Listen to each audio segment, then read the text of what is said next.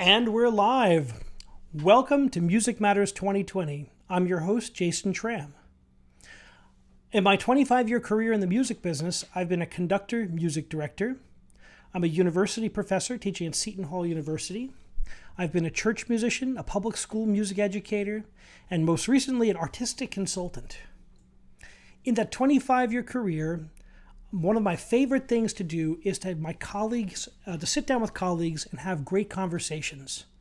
On Music Matters 2020, we bring you into these conversations by bringing in distinguished members of the artistic community and talking about the issues of the day. Tonight we have a wonderful episode with a spectacular tenor, Alok Kumar, who has risen to the top of the opera industry, and we're so delighted he's going to join us tonight to discuss that most important part of being a musician, the long and steady growth of a career. Now, a career in music, for those of you in our broadcast, many of you are professional artists, but there's also many people on here who just love the arts. So we pull back the curtain and you get to be a part of the conversation. Be sure to chat and to join us. We have live chat and you can chat in questions and join in the conversation. The more you bring in, the better for us to just engage with our audience. And thank you so much for joining us. Remember to hit the subscribe bell and to hit that bell to get the most up-to-date information on upcoming guests and topics. Also, like us on Facebook and check us out on our Patreon page at www.patreon.com/mm2020. So the long road of a career, it was told to me when I was young that the career in music is not a sprint, it is a marathon. That has many different legs and parts of the journey, and in the end, we're all on different parts of that journey. So it's just so exciting to bring our guest today, who has had, who I remember working with 3 years ago, was on that journey, and in every rehearsal, he sang with conviction and with passion. Every phrase had energy. The interactions with colleagues was wonderful. Just a person who interacted and worked hard and brought his best every day with a positive attitude and a wonderful esprit de corps with other artists. It was really something very special.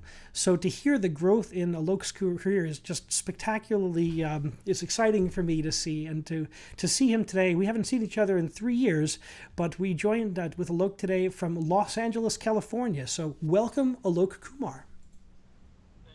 Thank you so much, Jason. First of all, it's an honor to be here. I'm so privileged to have been invited. I think this is an incredible forum, and especially in this climate. And if you have any time, any bandwidth at all in your unbelievably busy schedule and want to take on a PR client, I would love to hire you, because you made me sound like, this is, anyway, but thank you. Well, it's always great to see great people succeed, and I'm just very happy for where your career is going, and we're going to tell the audience about that. Let's take a step back in time and tell us about your journey as an artist. Wow, that's quite a bit to unpack, and we have a limited amount of time. I think we're relegated to a day or two here, so we'll kind of hit some of the major flags.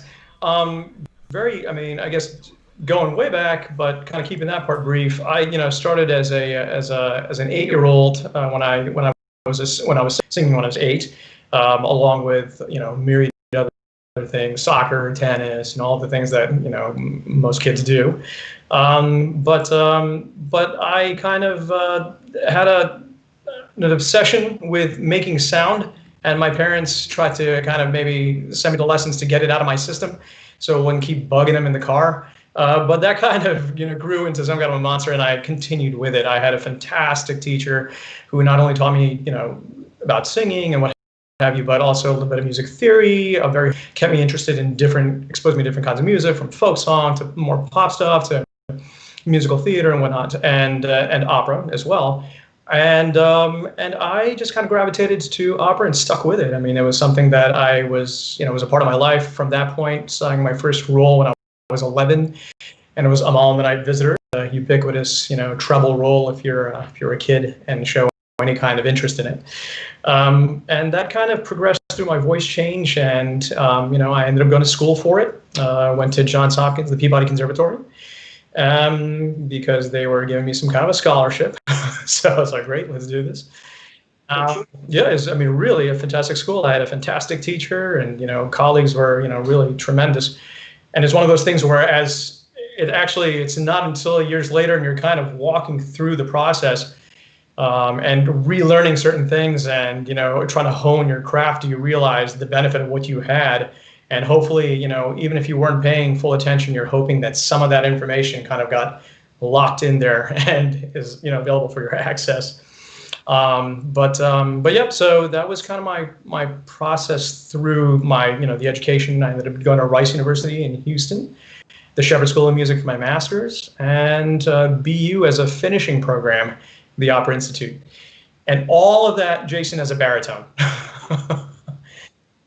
Right, exactly. Which I think, in retrospect, starting off as a lyric baritone, or maybe masquerading in a way as a lyric baritone for the formative study and those formative years, kind of saved me, because at this point, I as a tenor, I wasn't kind of forced to try to find my way amongst a group of 15, 20 other classmates who were so the competition wasn't in my face at the time. I could kind of relax, sing as a baritone, and then let the voice kind of develop and grow as it needed to, and outside of the high pressure environment of a conservatory or school of music. Yeah, so that change actually didn't happen until well after I left singing for some time. So, but we can get to that later. Just an initial question from Jack from New Jersey, one of our favorite callers. He asks us, what other pursuits do you have before you started deciding on music? So before you decided music as a career, what are some other things you loved as a young person? Well, I loved tennis. I mean, I played competitively. I enjoyed it. I played soccer, not as competitively as tennis, but at the high school level, and did it for fun in college. I played a little bit of piano. In terms of what I was looking to do, I was pretty music centric. It spoke to me, and it's something that I feel, and some people say, oh, you're kind of born to do it. It's in you. It's there. It's a calling. It's more of a vocation. It's an avocation more than just kind of a career.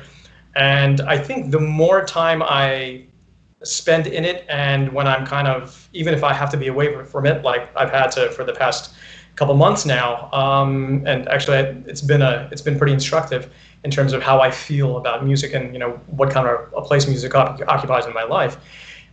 It's something that has always I've always felt like I had to be involved with it. Having said that, I did step away from it after my 2-year contract at the Boston University Opera Institute, where the last 2 years I sang as a baritone. And prior to going to law school, I ended up going to law school, and became an attorney. I graduated in 2009, which, if y'all remember, was quite possibly one of the roughest times to graduate from school amidst the financial crisis of '08. So I graduated from law school, and at that point took some downtime after taking the bar exams.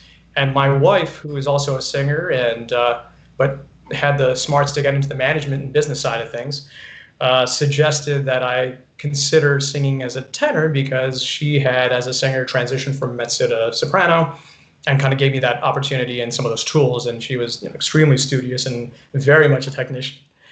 And so we kind of worked through the process. I made that change, and then opera ended up becoming my fallback for law. So, yeah. Field, and then opera as a fallback, and that's certainly unique. Exactly. And you've managed to keep your practice even when your career has exploded. I think it's been a necessary aspect of it. I mean, the reality is, it is the career is, as any aspiring musician, any professional musician, and any musician who has stopped, has taken a different route than music professionally will tell you. It's capricious. It's a capricious industry. It's extremely subjective. And even if you have the demonstrated talent and technique and drive and what have you, there are still factors that may not align in such a way as to allow you to reach that full potential or that full realize what it is you want to do in the way you want to do it. And so knowing that and having seen that both as a young artist, as a professional artist, it's something that has been a godsend to me, and also it's been necessary for me to subsidize my artistic pursuit. And fortunately, and it hasn't been without its challenges and its moments of saying, well, maybe I should, maybe we should consider slowing down and kind of transitioning back to the law or what have you full time. But those doubts exist, and fortunately, my wife is my biggest cheerleader. Really understand and shares, and every decision we make together, and we've kind of continued to reinvest in the career. Well, every successful endeavor like this takes a team, and you certainly have a great team behind you. That's great to hear, and congratulations on that. Thank you, Jason, for sure. So let's fast forward. Let's go back in time to your young artist days. Yeah. You were a baritone and transitioning to tenor. For those who may not know the difficulties of what you were doing, it's amazing to hear your transition because your top notes are so seamless.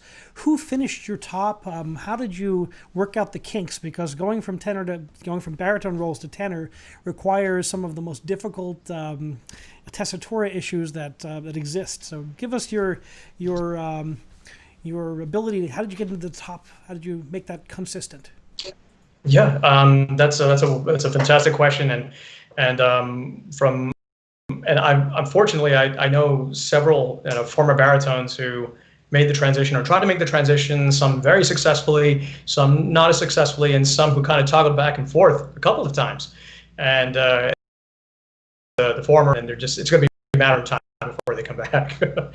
But it's for me, the path was a one-way thing. As I started as baritone, I was doing well enough. The sound was present enough, and for me to be employed as a lyric baritone in the lighter lyric rep. And that coupled with, I absolutely love the stagecraft of opera. In fact, I maybe spent a little too much time, researching actors and learning their backstories and kind of what their process has been than I do opera singers, and in that sense, because I just kind of am so enamored of the stage and the stagecraft. Whatever I wouldn't say whatever factors may have been, not optimal as a lyric baritone, and still maybe employable. But I guess the process was one where I had the high notes at my disposal, even as I would and they would come out when I had a couple of drinks, and we were kind of just playing through songs, and oftentimes it was. But I knew a matter of having the confidence to consistently access it, and then to deal with that tricky passaggio area, which is a term of art used amongst musicians and singers and voice teachers, which simply it connotes an area in the voice that there's some sort of transition that needs to occur in order for the access to the top from the upper middle had to happen relatively seamlessly, at least as it will be perceived to be seamless. So that was the tricky part for me, and fortunately I had and continue to have a wonderful teacher in New York, Arthur Levy, whom a lot of folks know. He's got several students who've done extremely well and continue to do really well and sing all over the world, and his technique and his, I guess, the way in which he explained how he perceived my technique needed to kind of function optimally made a lot of sense to me. And once we kind of agreed on a certain vocabulary, it made it a lot easier for me to make the transition and figure out how to do it. For our audience, for people who don't know, how often do you study? How often do you coach? How often does a professional singer have to keep their technique in line? And how often do you feel the need to study and coach? That's going to be a bit exposing, Jason. But I mean, the reality is, it really. I find that when I'm in the mindset where I am focused on thinking about the voice, out exactly, if I'm working on a particular piece, studying it, or just thinking about technique generally, I would sing maybe about an hour and a half a day, and maybe not in one clump. I mean, it will be, if I have the luxury of time, it'll be warm up for about 20 minutes in a very specific way, and then go and do something else, and then come back and kind of recheck back in, do another 10 minutes of concentrated work on this, that, and kind of just work it piecemeal so that I have an opportunity to, A, let the voice rest, and B, I could actually, actively think about what I've done, what it is I want to do, so that it becomes a very targeted process.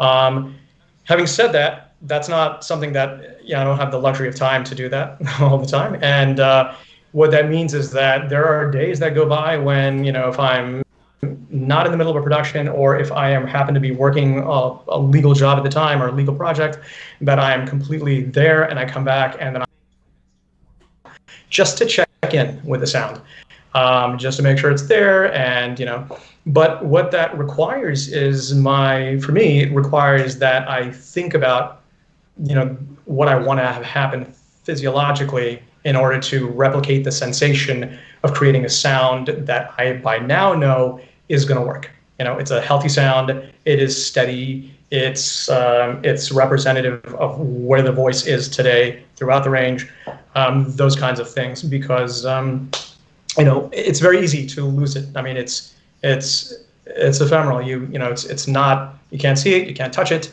You can't really hear it. You can record it, but you still don't get the same effect of what's happening in real time.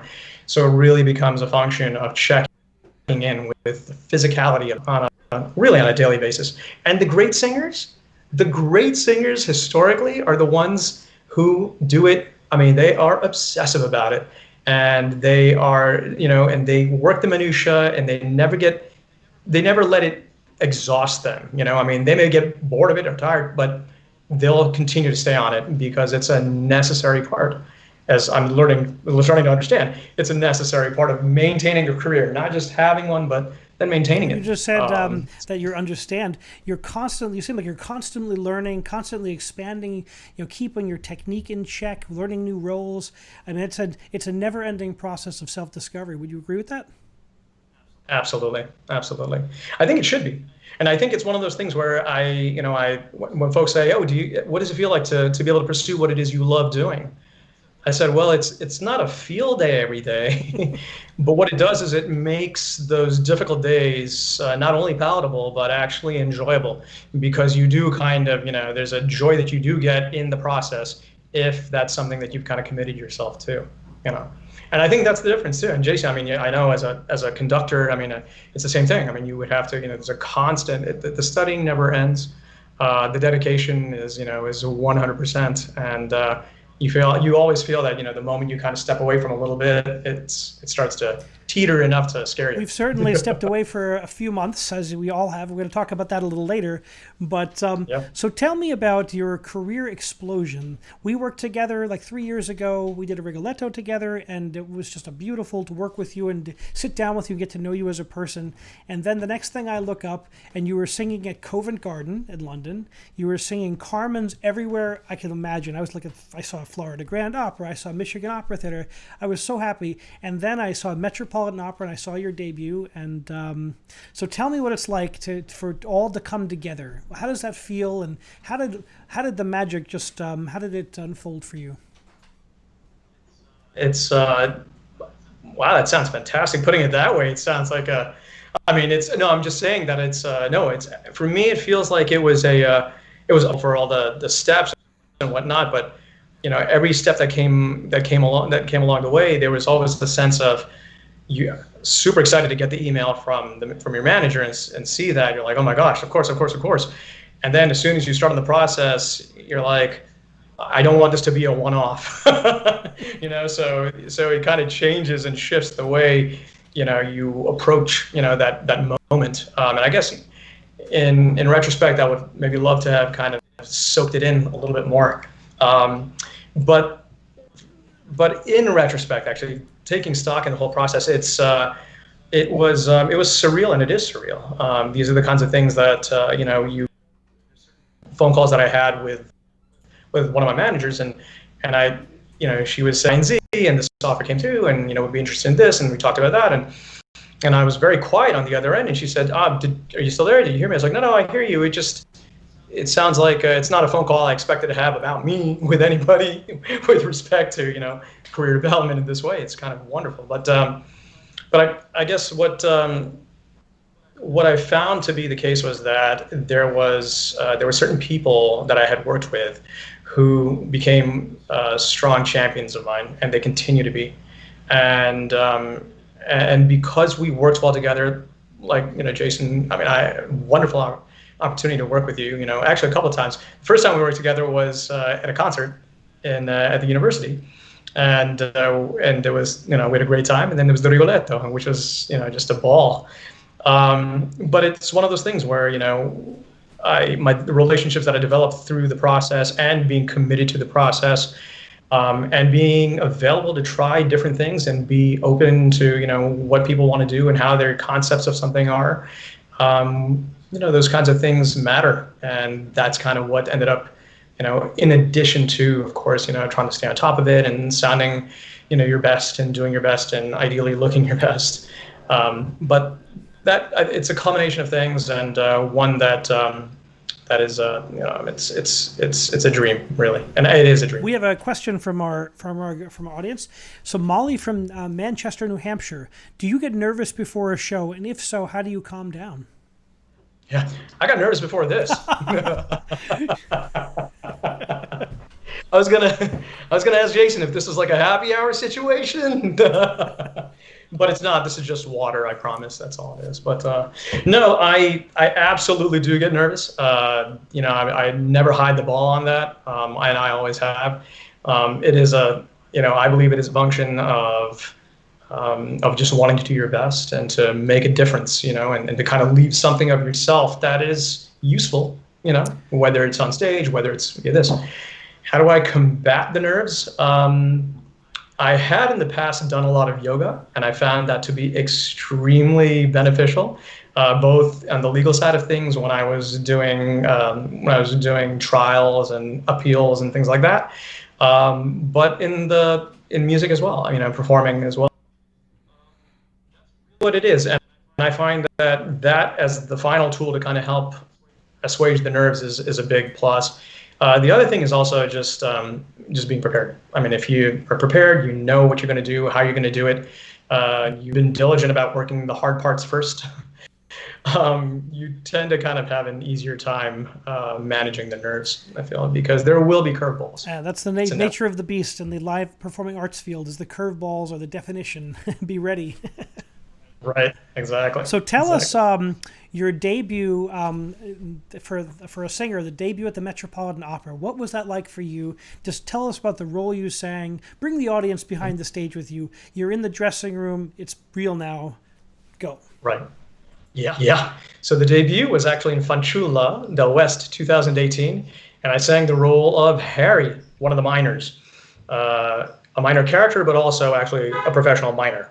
So I kind of, and the cast was, one of my heroes, artistic heroes, Jonas Kaufmann, was, singing the role of Dick Johnson. Absolutely incredible. Process was it's an all-male cast. There are two women, Minnie is one. Ava Marie Westbrook actually sang that role. She is incredible and just an incredible colleague. And the rest of it are just a bunch of guys who are, between the chorus and some of the minor characters, it's like a Billy Budd. The role wasn't huge, but it was certainly, it was there. You could see it. I had a couple of moments where I could sing some, the passaggio, which is, could show you off pretty well, and it's open and exposed, which is wonderful. And that process was nerve-wracking. The rehearsal amongst, I don't know, it might have been about 60, 55, 60 guys. The production had already been done, so this was a remounting of the production. Assistant director at the time of the original production was now directing it, Greg Keller. And he was, I mean, he was fantastic and very personable. It made you feel really comfortable.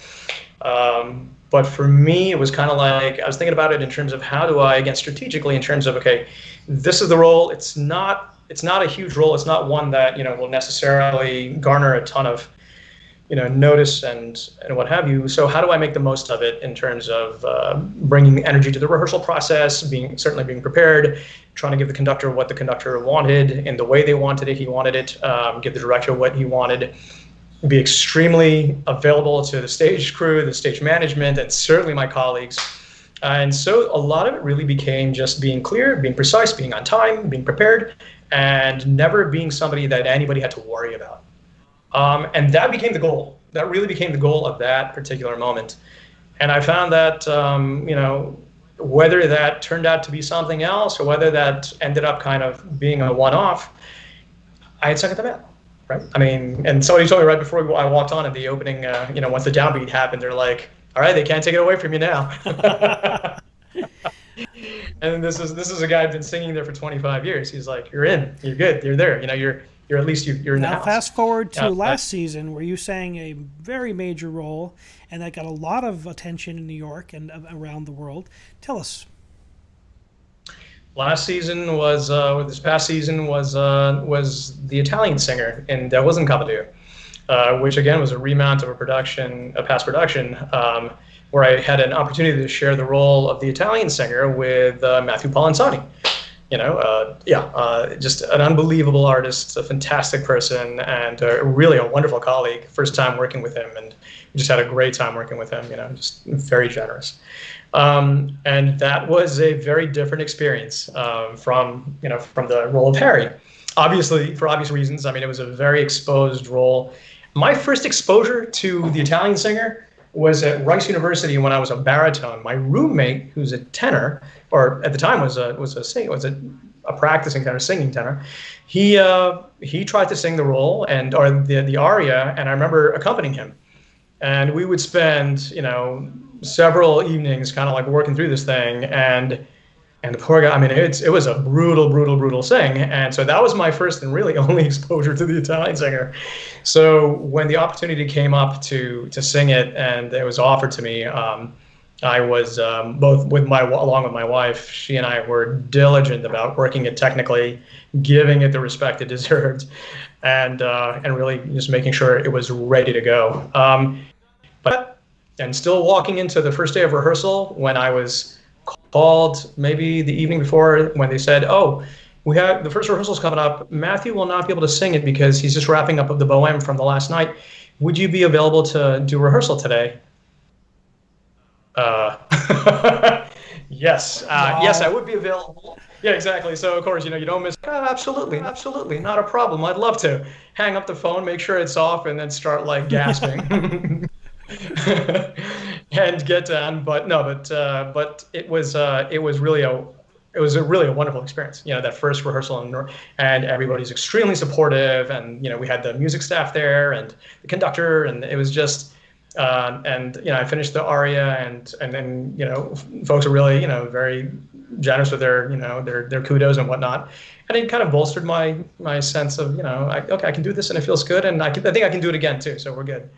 The only difficulty in this time around for the performance, though, Jason, was, and I think I told you this right before, was I didn't have an opportunity to work any of the rehearsals on stage. Wow.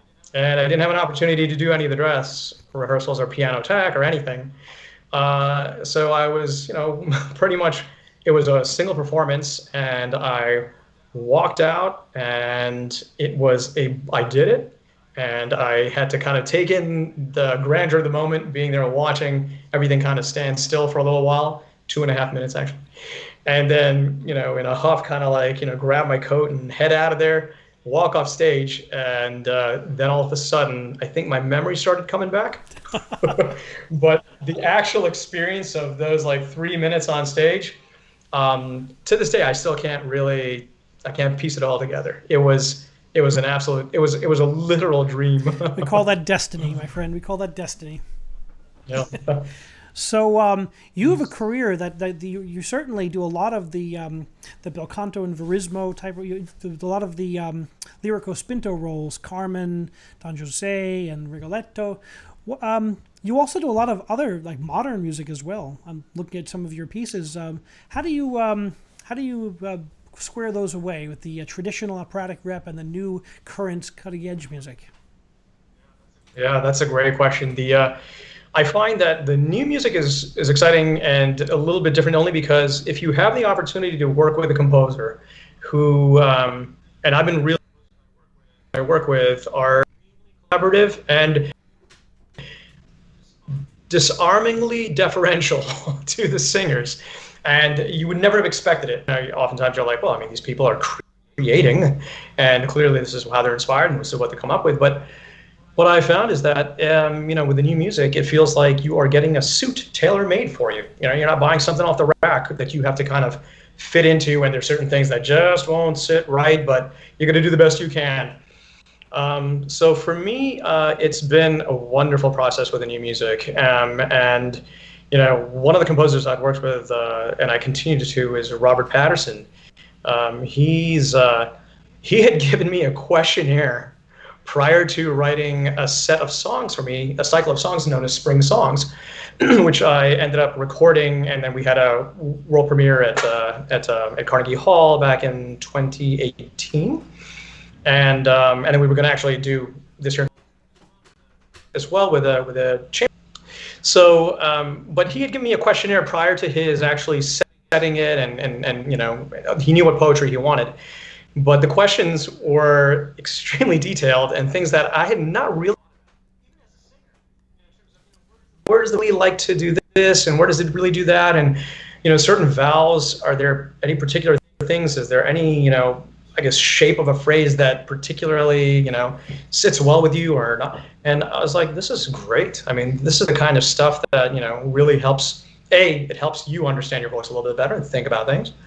But B, it also makes the process collaborative, and Robert is certainly like an extreme case of somebody who's really extremely deferential. But I've been lucky. I mean, a lot of the new music has been the composers have been of that ilk and of that willingness, and I find that the amazing part for me in doing new music is that I can actually without any worrying about what the tradition is in the performance practice of it, I can establish that.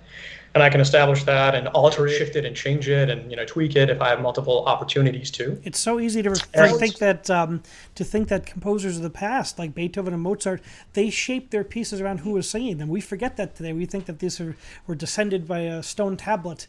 But what you're talking about is wonderful because performance practice changes over time, and composers are writing for real people. So it's great to hear that.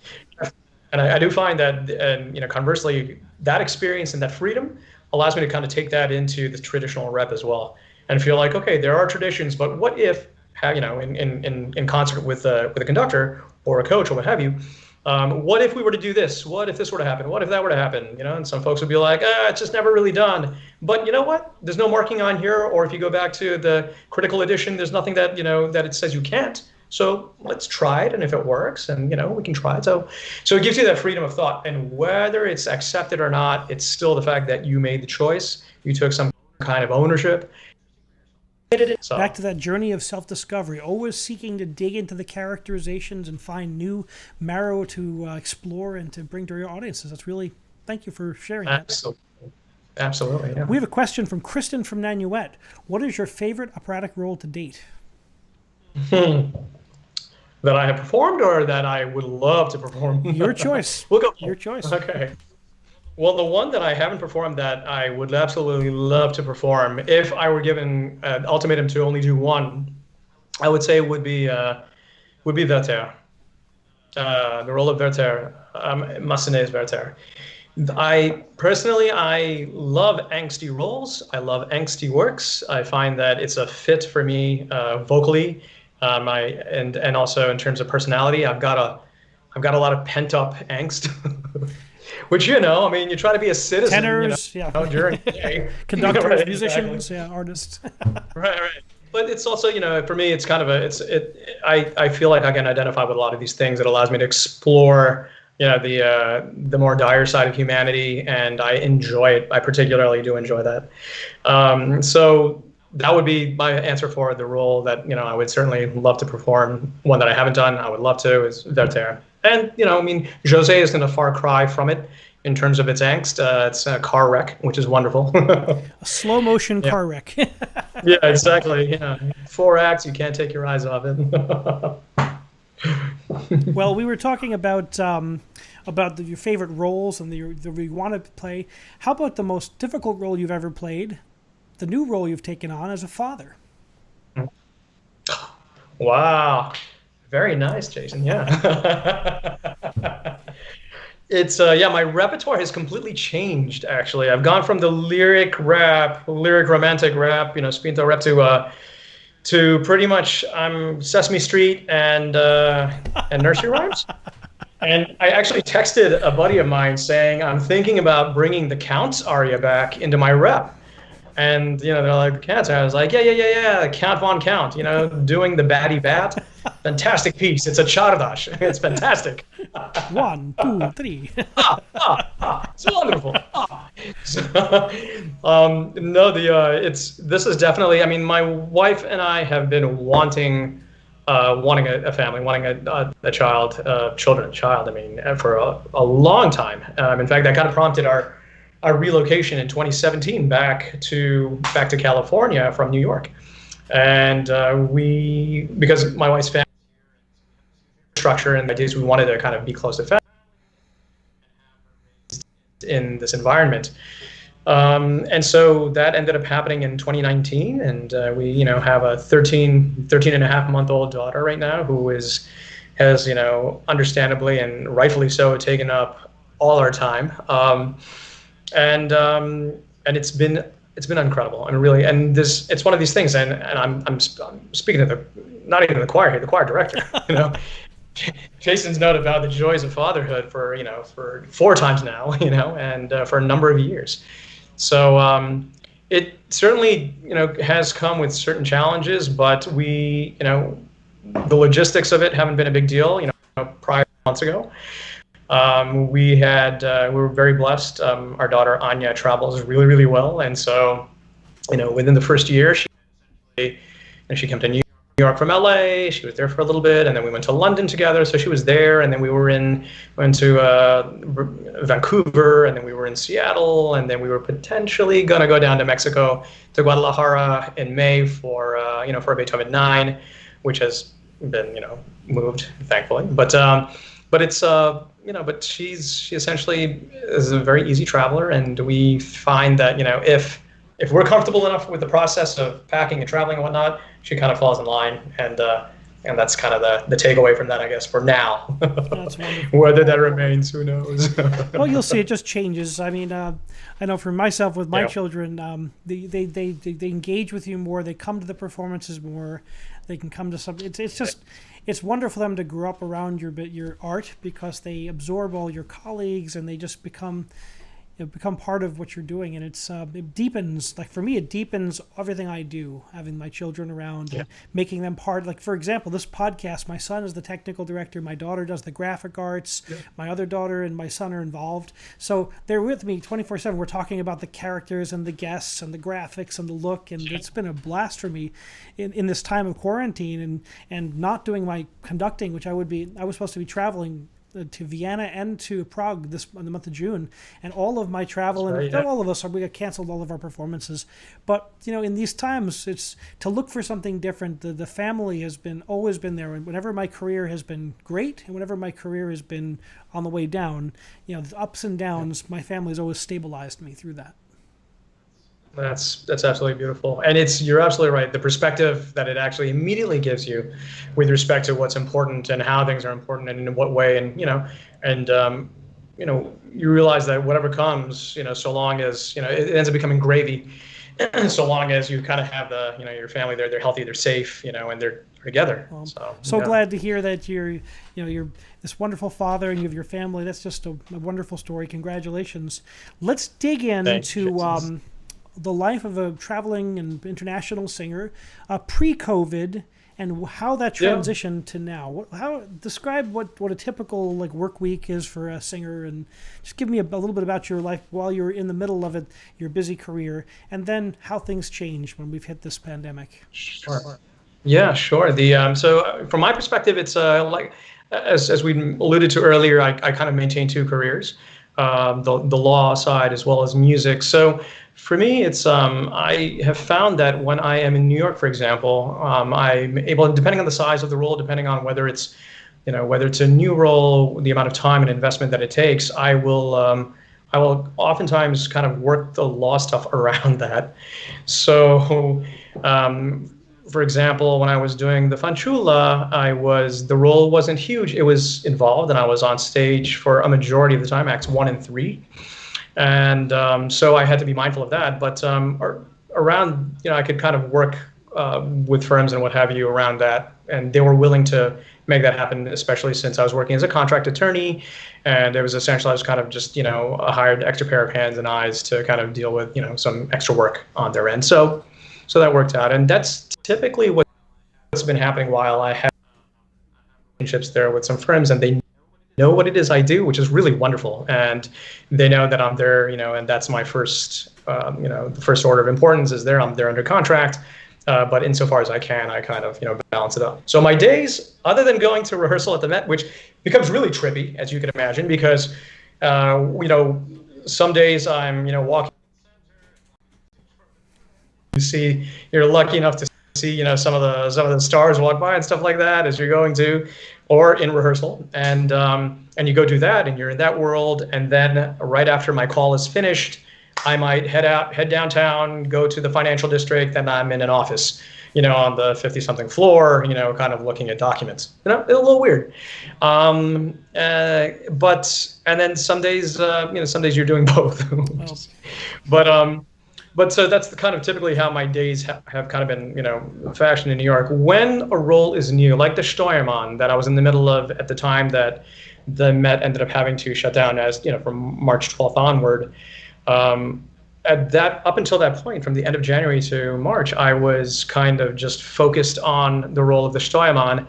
And because it was a new role, a new production, and one where I, would share some of the rehearsal time, that's all I did. I just focused on that. I was there the whole time, and when I wasn't rehearsing, I was home geeking out over technique. Have you done Wagner before?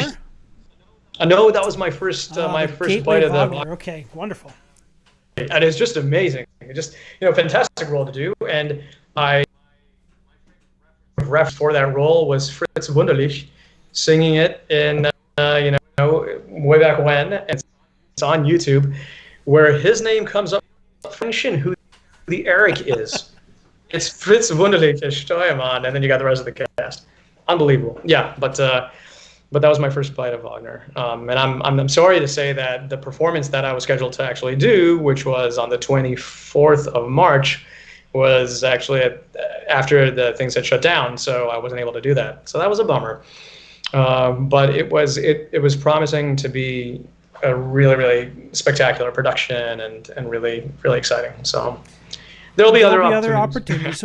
I'm still unpacking and processing in terms of, how do we, what does this mean? I mean, of course, there's the macro, what does this mean in terms of art? What does this mean in terms of, what kind of values do we place on art and, as well as other things. I mean, in terms of, values and societal things, civility and government and, whatnot. But in giving that thought, for me, it's the practical side of things suggests that things will not be different. Things are not going to be the same, and they shouldn't be the same. I mean, there are tremendous changes going on. There are discussions going on. I'm privy to them only via my wife, actually, when she discusses them. Or hears about them through her contacts on the symphonic side, orchestral side, presenter side. Jason, I know you're, looking at a host of, complexities that come from as an administrator. But when I kind of bring it back to, what I can do on the level, it has to do with continuing to still invest in the necessary aspect. the technical aspects, the musical aspects. For me, one of the things I'm doing, and it's a little funny, but funny in a way, I guess, but it's going back and kind of reacquainting myself with some of the music theory things that I had, I mean, like we had taken in school, but it's been a little bit of time, it's been some time, and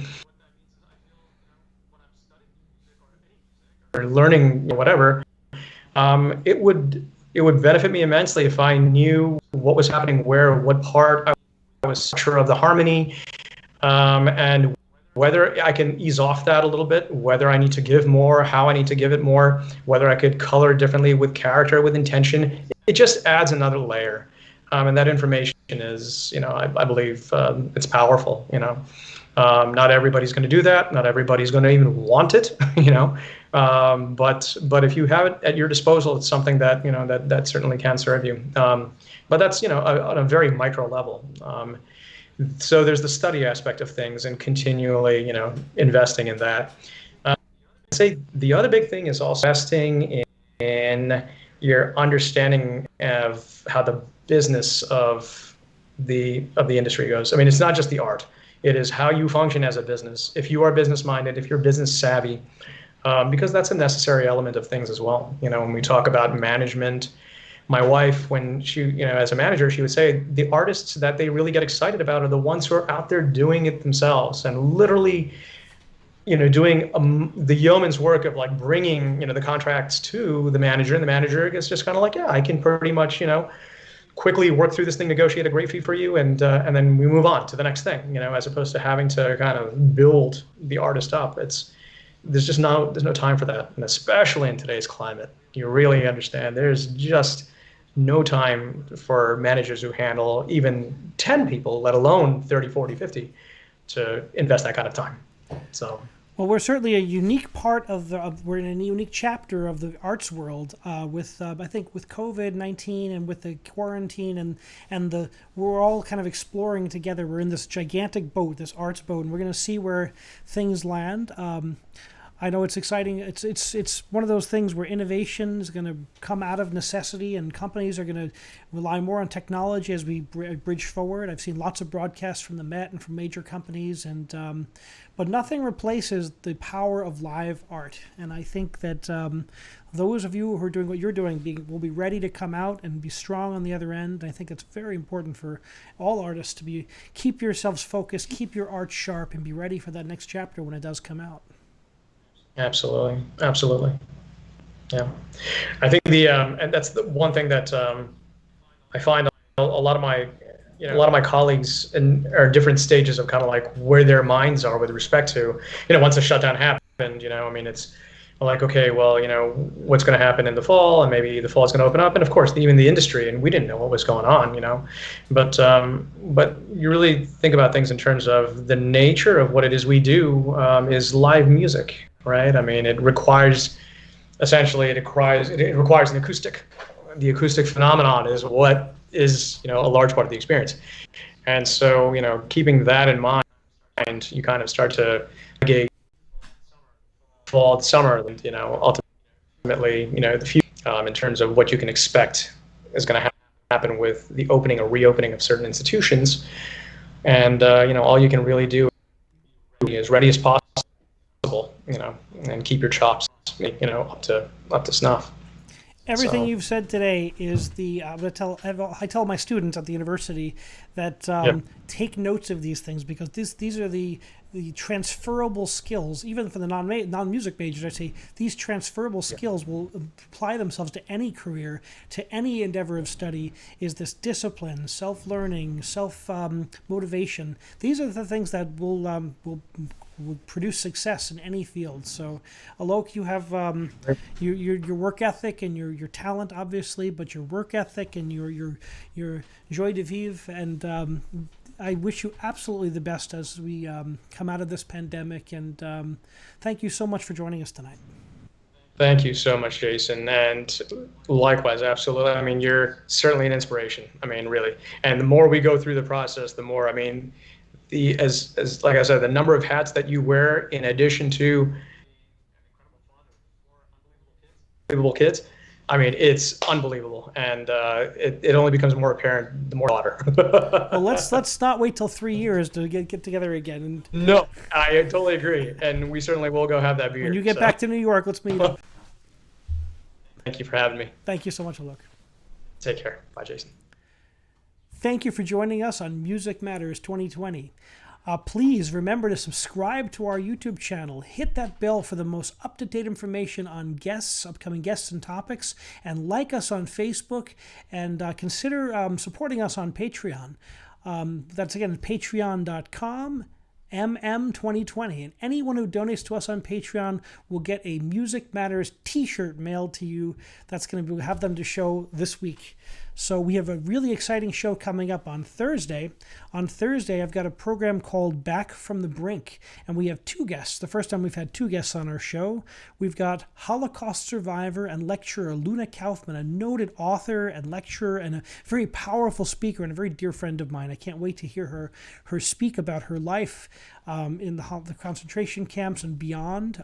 She's got an extraordinary life, and she's going to talk about how we came back as musicians and artists and a society from World War II. And we're also going to look at disease. We're going to look at how humanity and music and art lived out of the plagues of the 1300s and the 1700s.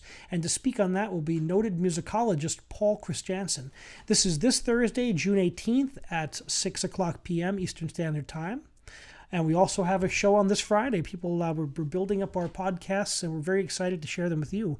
2 o'clock on Friday, June 19th, will be Brad Nix, a noted composer, very, very important in the music publishing world and the choral world and piano world. He'll be joining us from Texas. So be sure to engage with us, tell your friends, join our musical community. Thank you so much for spending the time with us. And I look forward to discussing these topics with you. Remember, keep music alive.